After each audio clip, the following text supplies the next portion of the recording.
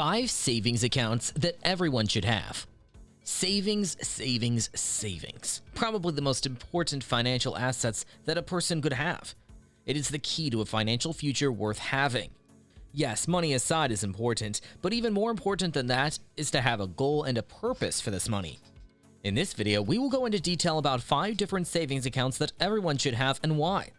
But first, please like the video and subscribe to Financial Freedom if you dig personal finance content.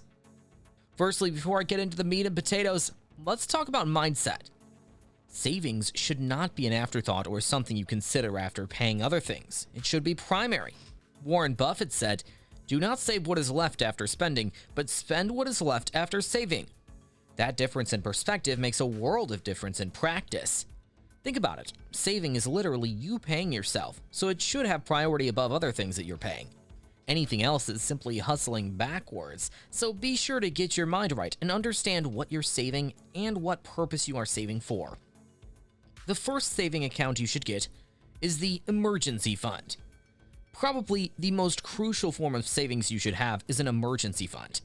Unexpected expenses, job losses, or other misfortunes necessitate the use of emergency reserves.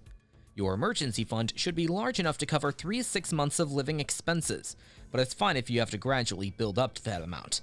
The main thing is to prioritize saving for rainy days and not touch that money until there is a serious necessity.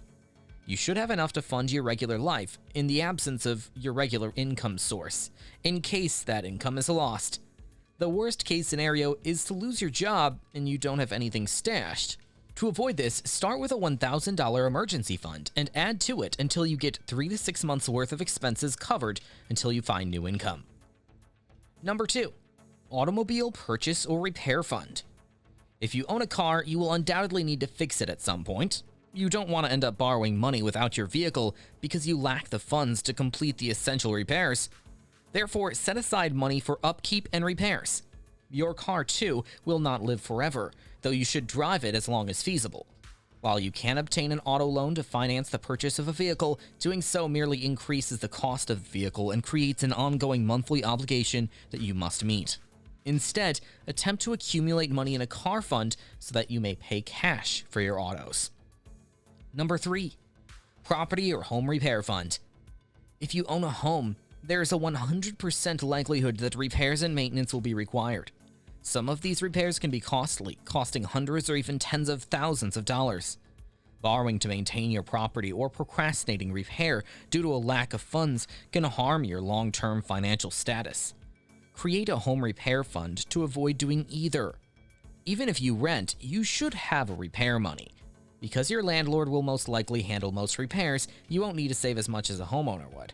Still, you may have personal stuff that has to be repaired or replaced that your landlord will not pay, such as a broken television or a broken vacuum cleaner. If you're a renter who wants to buy a house someday, your home fund can also be used to save for a down payment. Number 4, vacation fund. Most individuals like taking holidays every now and then. Have a separate savings account for vacation expenses to ensure you can afford to go on these excursions. You won't have to borrow money to pay for flights, lodgings, or activities while you're away.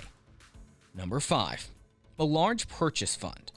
Finally, you will most likely need to purchase items in your life that you cannot afford to pay for with a single wage. You should have a savings account set up for these products so you don't have to borrow money or use a credit card to pay for them. If you save for large expenditures rather than borrowing, you can avoid paying interest and preserve more flexibility in your monthly budget because you won't have as many payments to make. You may be prepared for both routine and unexpected prices for saving for each of these expense categories, and you won't have to worry about debt since you'll have enough money to cover the majority of what you want to buy.